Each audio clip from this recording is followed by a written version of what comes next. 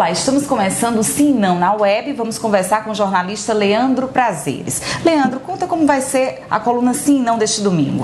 Bom, a coluna deste domingo a gente vem destacando mais uma ameaça aí para o polo industrial de Manaus.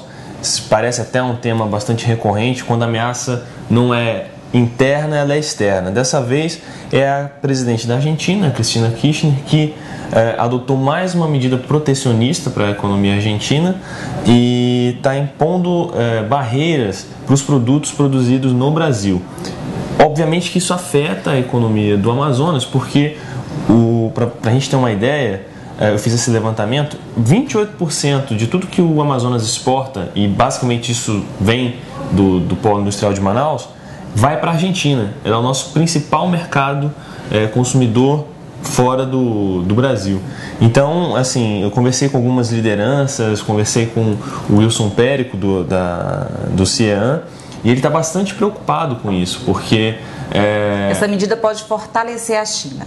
Sim, essa é uma dos cenários que as pessoas estão traçando. O que acontece? O raciocínio é o seguinte: a economia argentina tem crescido nos últimos anos, sobretudo depois daquela crise grave que eles tiveram em meados dos anos 2000. E o que está acontecendo? Essa imposição de barreiras aos produtos brasileiros, o que vai acontecer? A indústria argentina não teria condições de abastecer o seu mercado interno, né? Isso tanto não tem que eles importam. O que acontece?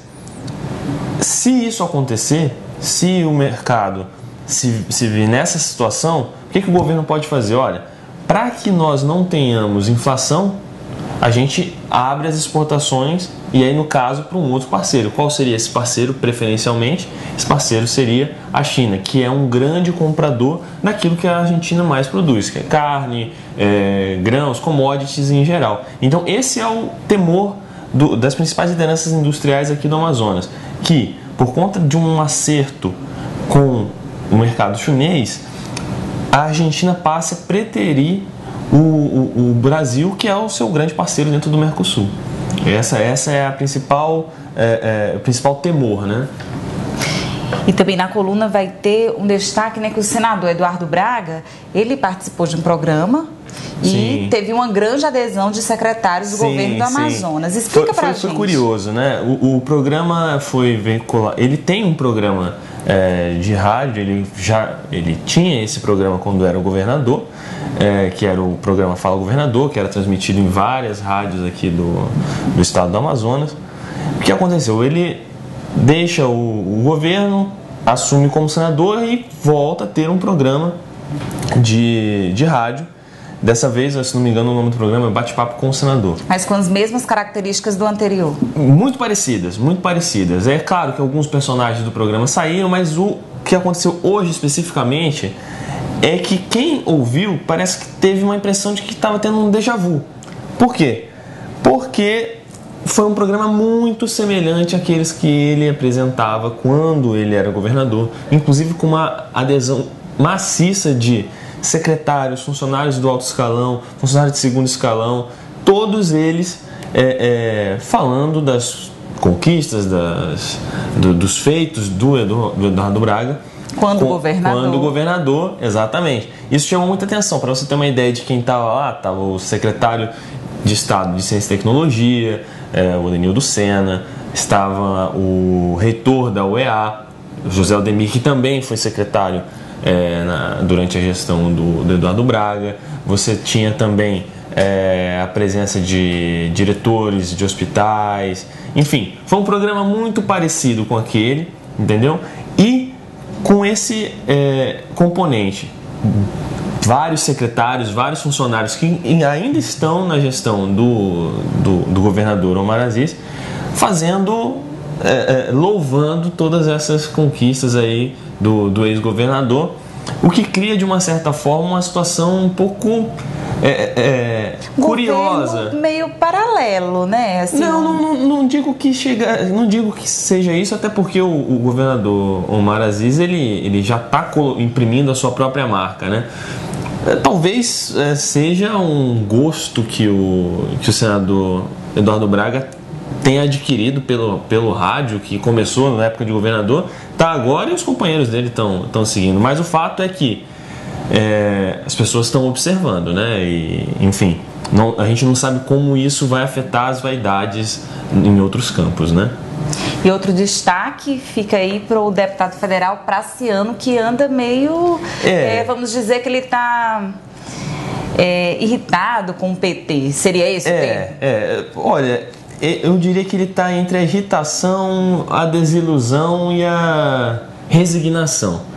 A gente já vem destacando isso. O que acontece? O Praciano queria ser o candidato a prefeito de Manaus pelo PT. O presidente municipal do PT, Valdemir Santana, disse que isso não acontecerá, que o PT vai seguir com algum candidato. Isso coloca o Praciano fora do jogo. E hoje, pela manhã, hoje não, no último sábado, o deputado federal, ele usou a internet para desabafar. Foi ao Facebook e disse que era muito difícil fazer política séria nesse estado, mas que mesmo assim ele continuaria essa luta.